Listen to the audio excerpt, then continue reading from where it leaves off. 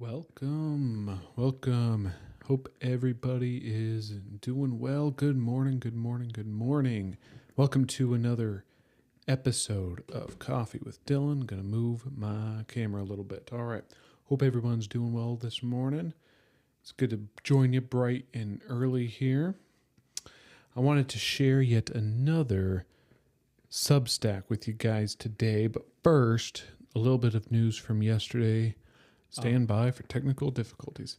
Yeah, I didn't pay much attention to the hostage situation and all that, but it sounds like it's been going on for 2 years, and there were some alive hostages that were released back with their families now, so that is a very good thing.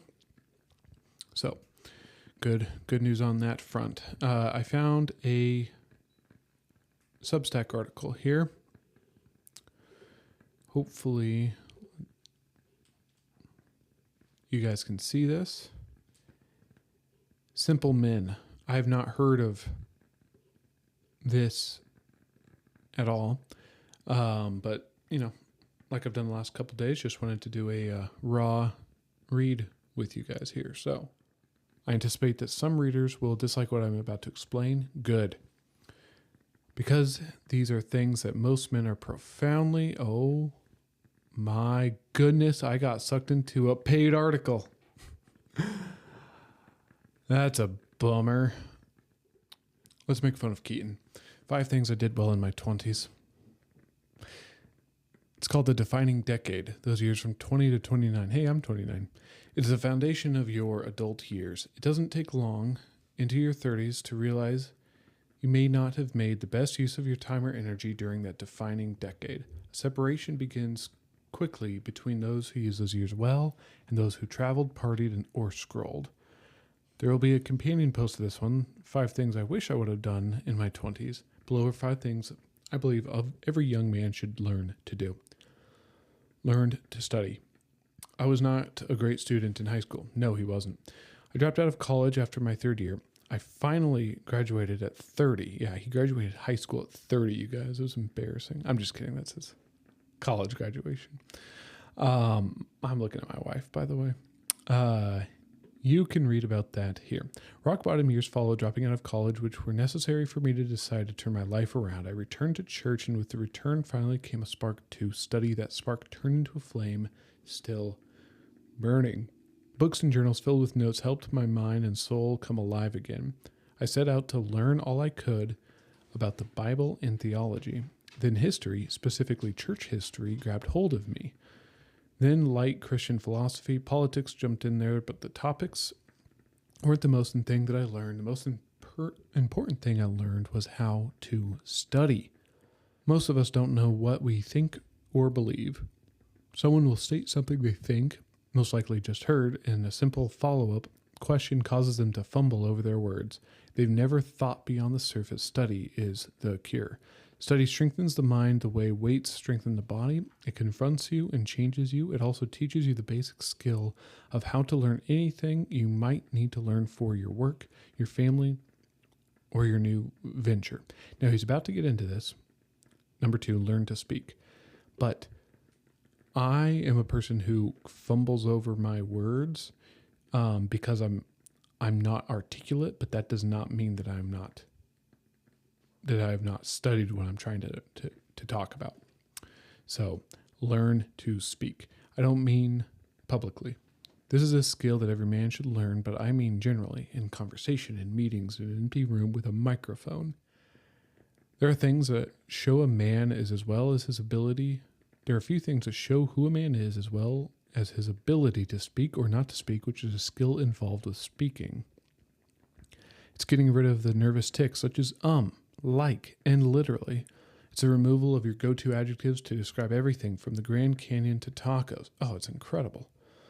It's learning to speak clearly and concisely so people understand what you are saying. It's expanding your vocabulary enough to be precise without becoming pretentious in your word choice.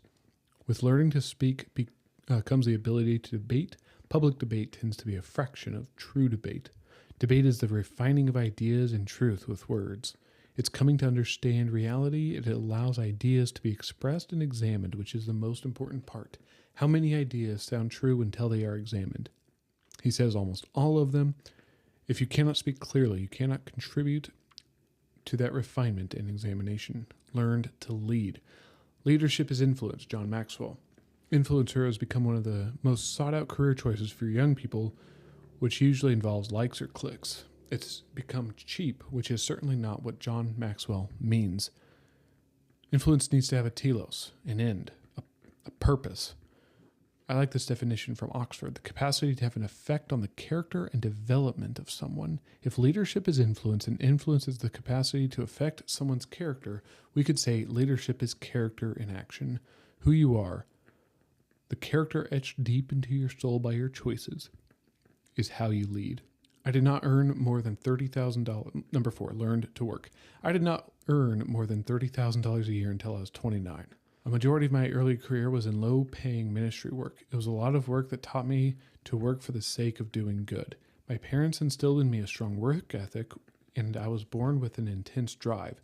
But it wasn't until I worked for next to nothing that I learned an important lesson.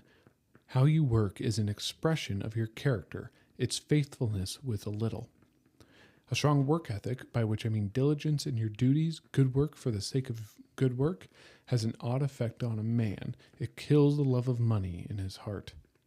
Number 5, learned to die. Ooh. What do I mean by this? My selfish desire and selfish ambition ruled over me. Loosening the grip of selfishness took a lot of dying to myself, painfully. Philippians 2 became my mantra.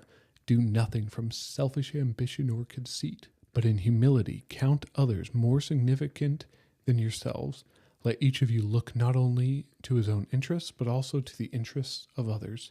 Later in the chapter, Paul uses Jesus' crucifixion as the ultimate example of humility. True humility feels like crucifixion. If anything I learned in my 20s prepared me for marriage and family life, it was this lesson right here. Learning to die to yourself. Let me assure you, it is far easier to start now than to wait until you're married. You can only go so far in learning to die to yourself as a single man. It's easy to die to yourself for the sake of yourself. It's much more difficult to die for yourself for the sake of another. Thank you for reading. God bless you. Yeah, it's good stuff. I'll give him go ahead and give him that like. Oh man, which one was the best one? I'll just say true humility feels like crucifixion. That looks good. Post. Okay.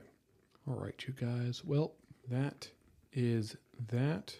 The rain may fall and the wind may blow, but there will still be many miles to go.